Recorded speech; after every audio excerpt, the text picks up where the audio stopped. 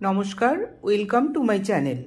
বন্ধুরা, আজকে তোমাদের সঙ্গে শেয়ার করছি গাজরের হালুয়া। গাজরের হালুয়া আমরা সাধারণত শীতকালে খেয়ে থাকি, কিন্তু গাজর যেহেতু 12 মাস পাওয়া যায়, সেজন্য এটা 12 মাস খাওয়া যেতেই পারে। গাজরের হালুয়া বানানোর জন্য 300 গ্রাম গাজর নিয়েছি।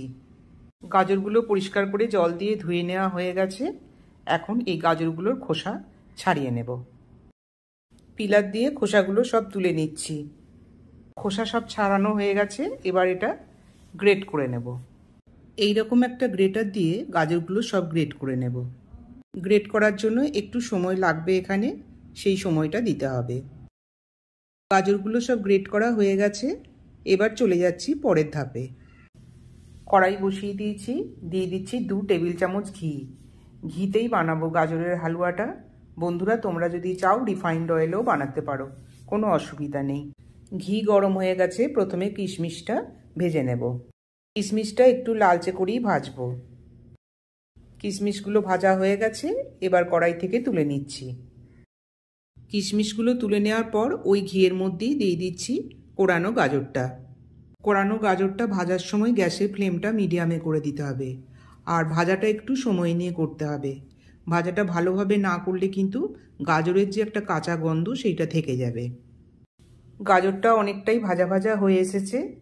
এরপরে যে জিনিসগুলো দেব সেগুলো একে একে এবার দিয়ে দিচ্ছি। 100 গ্রাম কনডেন্স মিল্ক দিলাম, চিনির পরিবর্তে এটা ব্যবহার করলাম। গাজরের পরিমাণ কতটা আছে তার উপরেই কিন্তু নির্ভর করছে চিনি ঘি কতটা লাগবে। কনডেন্স মিল্কটা দেওয়ার পর ভালোভাবে মিশিয়ে নেব গাজরের সঙ্গে। এরপর দিয়ে দিচ্ছি 2 চা চামচ মিল্ক পাউডার। মিল্ক পাউডারটা দেওয়ার পরেও একইভাবে মিশিয়ে নেব। ভাজা কিশমিশগুলো দিয়ে দিলাম। দিয়ে দিচ্ছি 1/4 চা চামচ ছোটো এলাচের গুঁড়ো। এই সব উপকরণগুলো দেওয়ার পর খুব ভালোভাবে গাজরের সঙ্গে মিশিয়ে নেব। এখন এটা স্ট্যান্ডিং টাইমে 5 মিনিট ঢাকা দিয়ে রেখে দেব। 5 মিনিট হয়ে গেছে, ঢাকা খুলে দেখে নিচ্ছি। গাজরের হালুয়া একেবারে রেডি হয়ে গেছে। এখন এটা পরিবেশন করে দেব।